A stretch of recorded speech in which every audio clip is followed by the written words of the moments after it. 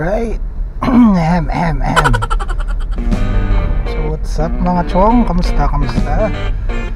Kamusta ang mga buhay-buhay natin dyan? Ang tagal nating hindi nag-vlog. Pero mga chong, pagbigyan nyo lang ako. Naging sobrang busy sa work, naging busy sa personal life. Ang dami na namin napagdaanan ni Yogi. Itong Espresso AGS natin, nakapunta na tayo ng La Union, Zambales. Hindi ko lahat na document. Ayun. Being said na ang dami nating napuntahang malalayo na is walang kaproblema when it comes sa performance ng Suzuki Espresso AGS. All superb. Wala akong naging problema sa biyahe. Siguro ang may i-share ko lang sa inyo na experience dahil sa tagal lang nawala ko is yung nabunggo ang ating Espresso AGS. Actually binunggo, hindi tayo yung bumunggo. Binunggo po tayo habang nakapark yung car natin. Ay nga, mangyak-ngyak ako nung makita natin yung AGS natin is nabunggo ng ganong katindi. Ayan mga chong, ang tindi ng bunggo niya sa likod. At UP talaga siya, ang lalim ng UP, maraming lubog dyan sa part na yan. And then so ano nangyari mga chong nung nabunggo ako? So I keep my cool. Kitang kita ko naman siya dahil nakaparada yung Suzuki ko, yung itong AGS natin. And then hindi ako nalalayo dun sa area. Nakita ko kung paano niya atrasan yung car natin. So syempre nagulat po tayo. Nilapitan po natin kagad yung nakabunggo. Balak pa niya sanang umalis. Ouch, wait. Pinigilan ko lang siyang ganun. Ay, wait lang po, parang ganyan. So ang tindi ng bangga. Ayan yung mga pictures. So nagulat talaga ako. Sino ba namang hindi magugulat na mga chong kakabili mo lang ng sasakyan mo, alagang-alaga mo yung sasakyan mo, and then biglang gano'n ang mangyayari. So as in gulat na gulat talaga ako. Hindi ko alam ang unang gagawin. I mean yung initial reaction mo is talagang masashock ka. Yung siya naman parang napapamura ako sa kanya, and then nagkalma rin naman ako. Then inas ko siya, sige, yun yung mga condition. Sabi ko, papasok ba natin ng insurance? Kung ipapasok ng insurance, tawag na tayo ng police, or picture na kami. Pero nag-picture naman kami. Nag-picture kami ng bangga. So syempre for my security din, pinicturean ko. All goods naman. A few moments later. So yun nga, naferan ko siya. Pwede naman sa insurance ko dahil wala daw siyang insurance. Okay lang din naman sa insurance ko dahil yung insurance ko naman na mag-aabol sa kasi. Pero ayun nga lang, mas mahal definitely sa insurance. As in, mahal na, matagal pa. Bukod pa doon sa danyos na hihingin ko if ever na magtatagal pa. Yung sasakyan. So yun nga, nagantay ako sa kanya ng update kung paano ang gagawin niya. Kung sabi niya may kakilala daw siya, ipapasok daw, ilalatero, pipinturahan, ganyan. Ako naman mga chong, naghanap din ako ng options ko. Syempre tignan ko kung ano pa yung option sa labas. So nakita ko meron namang paintless dent repair. Din ako sa YouTube kung ano yung mga gagawin pag paintless. So na-surprise ako, maganda siya. Hindi siya basta-basta. Dent repair is hindi susunugin yung body ng car nyo, hindi siya mamasilyahan. Kung ano yung car nyo na body, yun pa rin yun, original, walang gagalawin, hindi pipinturahan din. Pero again, depende nga sa sira o sa bangga ng kotse nyo. May disclaimer din naman sila if ever na nagasgasan or ayun nga, merong something na chip sa paint, yun, hindi daw talaga maayos yun. Pwede ipa-buff mo kung makukuha pa sa buff. So in-offer ko sa kanya yan kasi may nakita ako dyan malapit lang sa Las Piñas, sa may Casimiro, paintless dent repair. Sinabi ko sa kanya, Chong, baka gusto mong itong option na to, mabilis lang, hindi ka abutin ng 2 araw, 3 araw, 1 araw lang, wala pang 3 oras, gagawin nila kagad yung bunggo. Ayan. Medyo well pricey kasi depende siya sa bangga. Pagka hinugot mo yan, maraming magpo-produce pang dimple yan on the side. Ang maganda lang, wala hindi mababangasan ang kotse mo. As is, parang wala nangyari. Later, tingnan natin kung ano yung itsura ng kinalabasan ng paintless dent repair.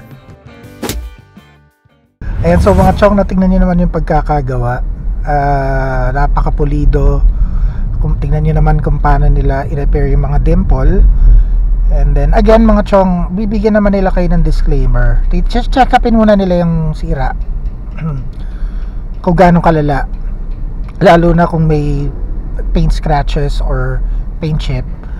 Well, sasabihin naman nila sa'yo, bigyan kanila ng disclaimer na, sir, pag mawawala namin yung dimple, but ito yung mga consequences, yan, may mga matitira yung mga scratches na yan, ganyan. So, kayo nasa sa inyo na lang yun mga chong kung anong gusto yung option. Pero sa akin, nung in-inspect, okay pa naman yung mga paint, walang scratches, walang dent na malalim. So all good, sabi nila. Siguro kung may makikita kayong scratches, sabi sa akin, ayan, yung parang mga mini marks lang, pero hindi naman siya alarming or malala. Mga chong, if ever na you want to contact them, so yan, tignan nyo yung itong poster na yan. Ayan, yan yung cellphone number, or you can search them on their page, Facebook page. You can message them there. But if I were you mga chong, gusto nyo sa shop nila, i-text nyo na lang directly. Nag-response naman sila kagad. So ayan yung number. Flashing it sa screen na lang mga chong.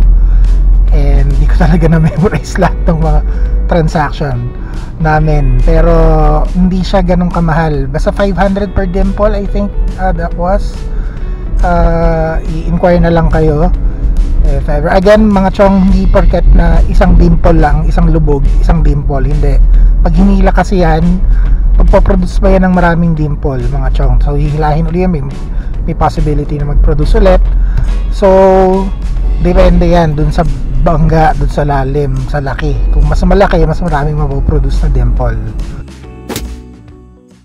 So ayun nga mga chong, napakasaklap at sa saklap na nangyari na yan, siya naman nagbayad lahat yan. And then wala na, goods na lang. Natuwa naman ako. Yung siguro may repair ako na DIY ko na ako nag-repair is yung parking sensor. Lumubog kasi siya, pero na bumalik naman sa dati. Nawala lang yung yung parang goma niya, parang silicone niya na nagpapasikip. Lumubog lang, nandoon lang din naman yung silicone, binalik ko lang, and wala namang UP yung bumper. So that's nice. Kumbaga napuwersa lang talagang yung bumper, matibay pero yung likod niya talaga, yung likod na lata niya, yun ang lumubog sa kasamaang palad. Ang tagal natin hindi nag-vlog for Suzuki Espresso. Pasensya na rin talaga ulit. Hopefully mga chong, makapagbigay na ako ng time na makapag-vlog ulit regarding sa mga pangyayari kay Suzuki Espresso. Actually, ang dami ka nang nalagay dito mga chong. Naglagay na ako ng